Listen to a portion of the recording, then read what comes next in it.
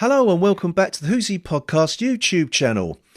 Well, it's been quite some time since I last talked about a movie, and the last one was a Clint Eastwood movie, Where Eagles Dare.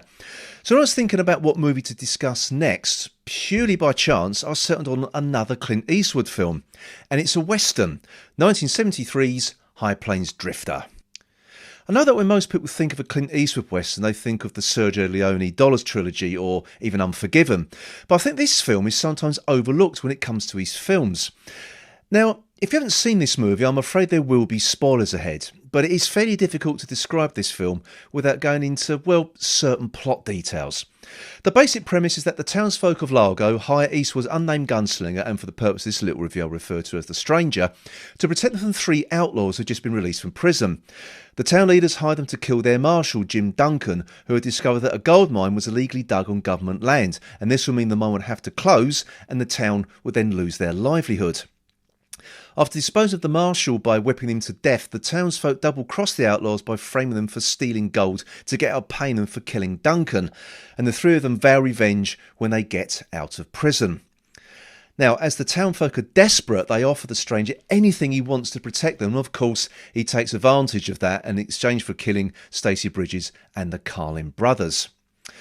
Now, that premise is basically like any other Western, yeah? Or any other Clint Eastwood Western, to be fair. You know, the man with no name, the hero who protects the plucky town from those hideous outlaws.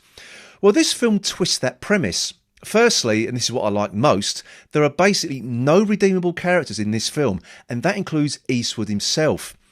Apart from the characters of Mordecai and Sarah Belding, the people of Lago either arranged or stood by and watched the murder of Jim Duncan. Driven by corruption and greed, none of them have the wherewithal to defend themselves and appear to double-cross anyone they hire to protect them from a situation which they created themselves. Now, I think this is a product of filmmaking of the 1970s. It's becoming a more cynical time for cinema, and the Western had long gone out of fashion. And I think this film is cynical. There are no plucky townsfolk bravely taking on the hardships of the frontier. They lie, cheat and murder to make themselves rich. Now, as I said, Eastwood's character is no better. He also takes what he wants from the town and even sexually assaults women. This is not what you expect from a Clint Eastwood film, is it?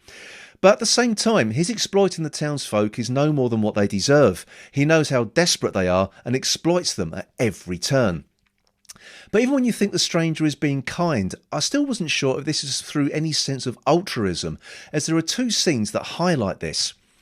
Now, when the local storekeeper is ordered to give the stranger anything he wants for free, the stranger gives a pile of blankets and supplies to a group of Native Americans that the storekeeper had just been racist to.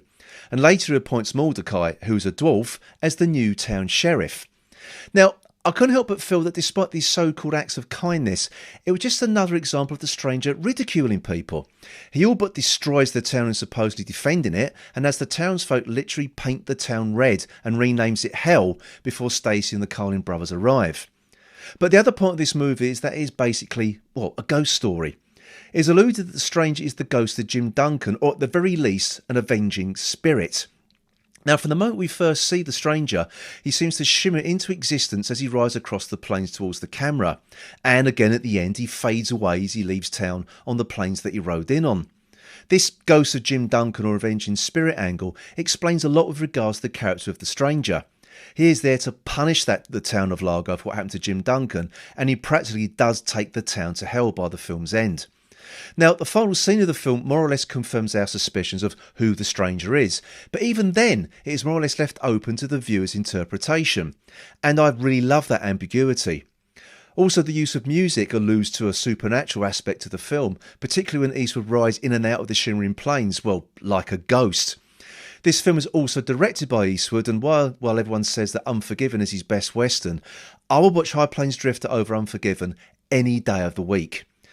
Basically, Eastwood is influenced by Sergio Leone and Don Siegel, with a streak of black humour running all the way through the film that both directors were famous for. And I genuinely believe this is one of Eastwood's best films, not only directing, but also starring in. Well, to be honest, I love it. Eastwood used his favourite character actors such as Geoffrey Lewis and Anthony Jones to great effect, and both were so brilliant at playing bad guys or snivelling henchmen. But the one other thing that did surprise me when doing a little bit of research was that the script was written by Ernest Tidyman, who also wrote the screenplay for The French Connection and also the John Shaft novels, and also wrote the screenplay for the first Shaft movie. Who knew, eh? Anyway, like the last movie I reviewed for this channel, Where Eagles Dare, it's another of those films I'll switch over to and will watch from whatever point I join it at. There has been many a late night where I should have gone to bed but ended up watching Highplainsdrifter instead. And it doesn't matter how many times I've seen this film either.